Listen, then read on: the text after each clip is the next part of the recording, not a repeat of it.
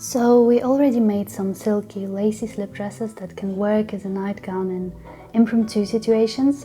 However, for the regular sleeping activity, I think something a bit more practical would be better. If you're new here, I'm on a mission of creating a whole wardrobe from scratch, and today I'm going to show you how to make a nightgown. As usual, there are free drafting instructions for you to make it for your own measurements and your own preferences. It is a very simple pattern and it's just the top part because the skirt can be anything really. I will show you 3 different versions on how to finish the skirt, and of course by choosing your colors and trimmings and finishes and fabrics you can truly make it your own. But the pattern itself is very straightforward with an overlapping at the front. I find this silhouette so comfy and flattering, and I guess these raised waistlines, the chemise dresses for me are also very much linked to this poetic idea of a woman peacefully lying around, inspired by antiquity and philosophical writings, not a worry on her mind.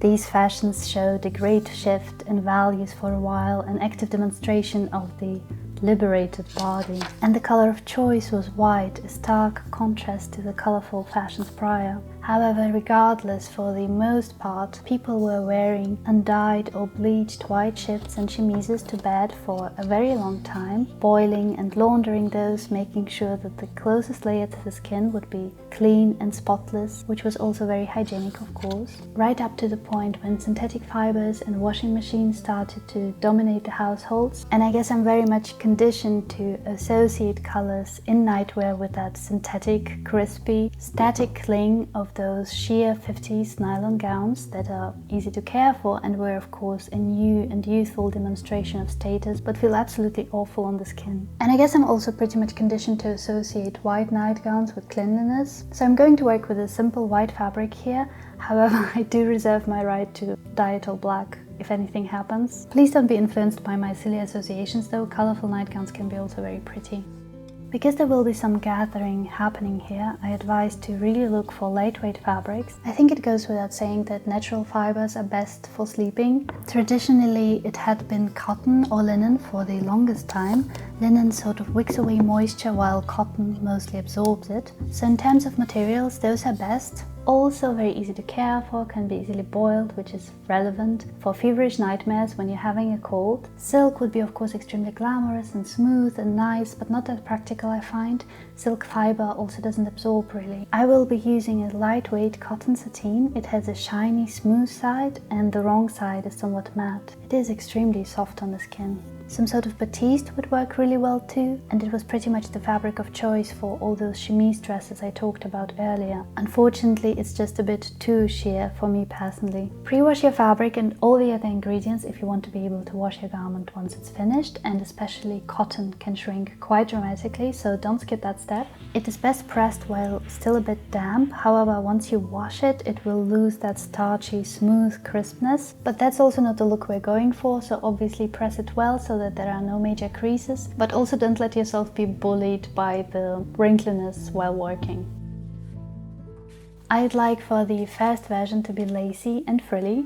After all, if not in bed, where else would you languish and rot like a meringue dessert? So I'm going to start by cutting out my back pieces, and with a cotton like that, without any visible pattern, you might be tempted to just cut out your pieces however, but you need to pay attention to the grain line. It will be somewhat noticeable and will also affect the fall of the garment. The back piece can be cut on fold. I'm using a rotary cutter, and I mark the center back on top and bottom with a short snip.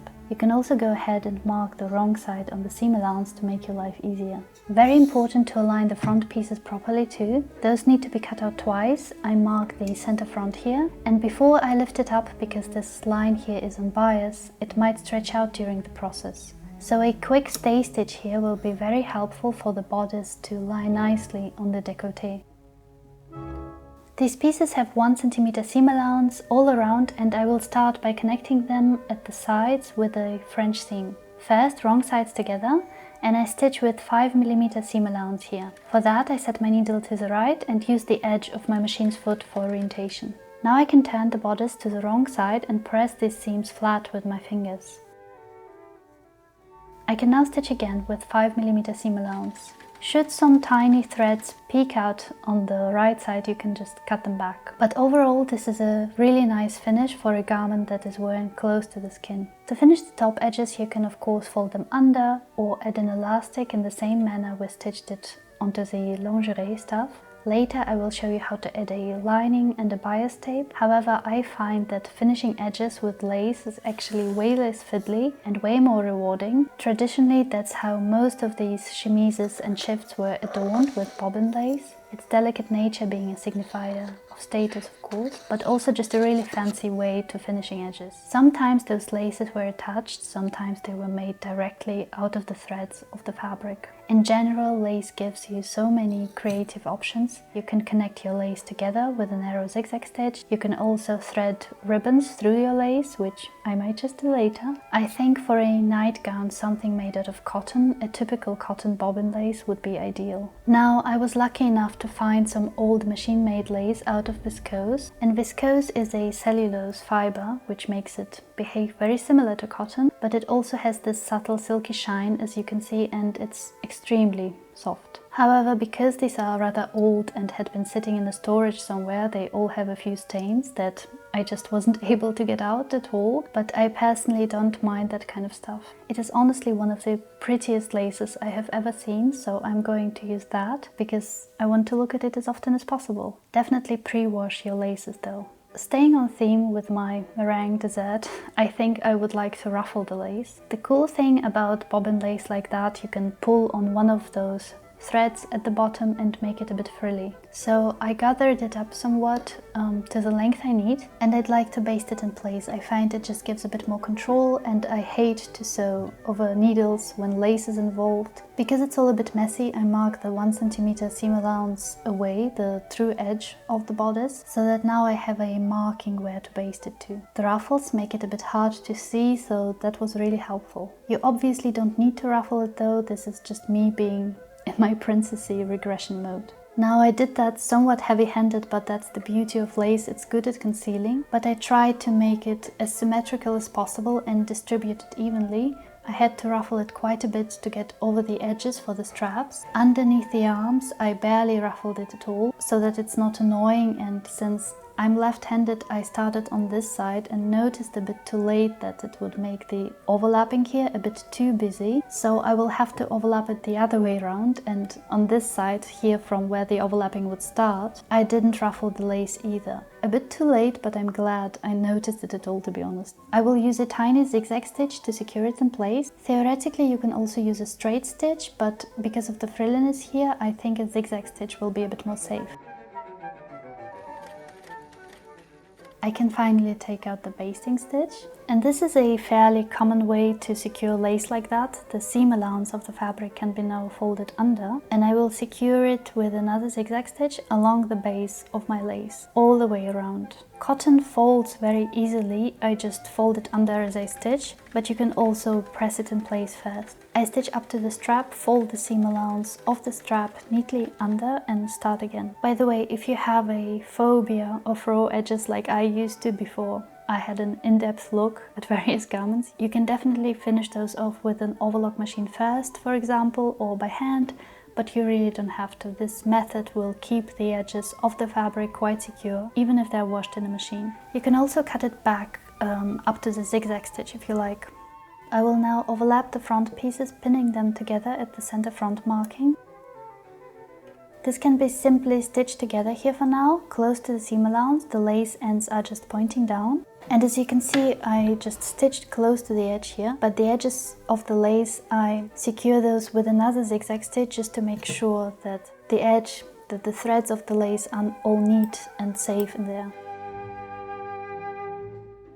It's time for the skirt, and this one is going to be a circle, so quite a bit of fabric needed for this particular version. As I said before, because of this amount of fabric, it feels extremely cozy and it's just fun to dance around in, but I will show you different skirts for the other versions. If you're interested in a detailed tutorial on circle skirts, I have a video for that, but in short, this inner circle is going to be the width of your bodice piece, so you'd need that to determine this inner radius here, and the outer radius is going to be the length of your skirt. And I chose 80 centimeters, which is quite long, but again it just feels so cozy. I essentially cut my circle in half so that these seams can sit right next to the selvage, so I can now simply stitch them onto each other and press these seams open. This gigantic skirt needs to be attached to the bodice now.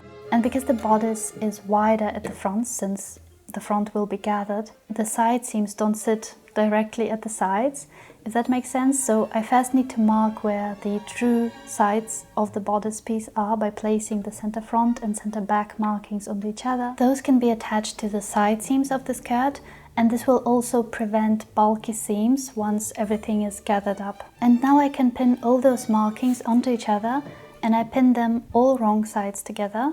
My initial idea here was to add a tunnel, that way the seam allowances would be hidden inside the tunnel and the inside of the nightgown would stay nice and neat, but we'll get to that in a bit. I can now stitch the skirt onto the bodice with 1 centimeter seam allowance. So as I said, my initial idea was to add a tunnel here, and I will attach one onto the other version, but I am absolutely in love with that lace, so I decided to use that as a tunnel instead. For that though, the seam allowance is just a bit too big, so I will transfer my center back and center front markings here and cut it slightly back. I think a lacy tunnel would look great here, and the width of the lace is almost ideal, and I think I will be able to thread a ribbon through here nicely. I need to figure out the length that I need. Luckily, since it's a net essentially, it is fairly easy to mold, kind of. That's why I'm not simply measuring it, but rather pinning it onto my bodice, also to make sure that everything is symmetrical, that the amount of peaks is symmetrical, and I also find a good spot that can be overlapped at center front. I have taken it off now, and I think this is a good spot for overlapping. The lace is dense in this area. So to make it secure, I will stitch it on first like that with a zigzag stitch. Now it can be cut back here and folded to the other side again. And I will set an additional zigzag stitch here, really nailing this lace onto each other basically. Okay, now I will fold the other edge inward here and stitch that down as well. And once that's done, I cut it back too. I think this should be pretty secure. Now back to the gown, I pin this bit to the center front and pin my lace tunnel all around again. And I basted it in place so that the upper edge of the tunnel, so not the peaks but where the actual tunnel will be, can sit right over the seam that connected the skirt to the bodice. And just because lace is a bit flimsy, I also based the upper edge in place so that the width stays consistent. I stitch both these edges with a narrow zigzag stitch. I think a straight stitch might work here too, but this one feels a bit more safe, and this is what it looks like. And on the inside it's pretty clean too. To weave a ribbon through here, you can use a huge needle like that. That's quite helpful. And there are also different ways of how you can thread it through. You can use a ribbon, or there are even some decorative elastics that might be quite comfortable. I am way too embarrassed to admit how long it took me to decide on what I wanted to use, because I find details like that can change the whole character of a garment. And I really didn't want to steal the thunder of that lace. I even thought about using a white ribbon, but I also think that a contrast of color underneath the lace, it's so pretty. Eventually I decided to use these straps that I had a bunch of from some weird university project. It's interesting though how this was a common technique to gather up voluminous undergarments onto the body from the late 19th and early 20th centuries, and now since its function became obsolete because of elastics, how it became a decorative feature, a reminiscence, and probably one of the reasons we still have these kind of bows. So this is what it looks like, and I decided to use the same technique on the straps. First I need to find the right length. For that I pinned 2 ribbons to the back, and I prefer to just try it out that way and pin it on myself rather than relying on a number. So this is the length I determined, and I'm going to start with the lace. I will connect it to the bodice at the gown where it's not too wide, and I also will cut the lace to be a bit longer than the strap itself, because it's not meant to hold the weight. It's not meant to be in a stressed position. And both lace strap pieces need to be symmetrical, of course, and I sort of squinch it at the point where it's going to be connected. Again, this is the dense area, and I pin it in place. Now I can secure it with a narrow zigzag stitch onto the bodice. And I tried to hide the stitch in the base of the ruffled lace here. Time to pin the strap itself into place on the back piece. I do this in 2 steps just in case at some point I'd like to change the straps, maybe. I pin it over the lace and secure with another zigzag stitch. And I can cut back the lace and the strap. I will now thread the strap through the lace and secure the other ends that are marked to the right length with a narrow zigzag stitch onto the front pieces. Now, since it's a circle skirt, you know the drill, it needs to hang for a few days, but it already has drooped immensely in the areas where the bias length is. So I had evened it out with help. Again, more details on that in the circle skirt video. And you can finish your hem in the same way we finished the circle skirt. However, I think that it needs more lace. And this is from the same batch of the viscose lace I used at the top, but it's a bit more dense and has even more stains, and I also don't like it that much, so I think it will be perfect for the hem. In case you also want to use some sort of trimming, because it is quite the circumference, you can calculate how much you'd need beforehand by using your inner radius plus the length of your skirt, and for me it's 6 meters. Obviously, if your skirt is shorter, it'll be less though. Make sure that your bobbin is full, because it's going to be quite a ride. I left a bit of lace loose here at the start. The seam allowance is set so that it runs along the edge of my machine's foot. My needle is set to the left, which gives me 1 centimeter seam allowance here, and this time I will simply connect it with a long straight stitch. I left these edges loose here so that I'd be able to overlap them. First I secure them with a narrow zigzag stitch onto each other, and then I fold them apart, and the other zigzag stitch can sit just on top of it to make it as secure as possible. And now I can cut back the ends. So I will secure this last little bit here as well, and once that's done, I stitch all around with another zigzag stitch over the base of the lace, but this time I will fold the seam allowance under as I go. And you can simply cut it back here. So that's the first frilly version of that pattern. I hope it inspires you to try it out. Working with a trimming is fairly easy because it's rather forgiving, really. The pattern itself is quite simple too. I feel like it would also work for a nice summer dress or a camisole of sorts. Thank you so much for all the support, it is very much appreciated. I'm going to show you 2 more versions of this nightgown with different skirts next. Bye!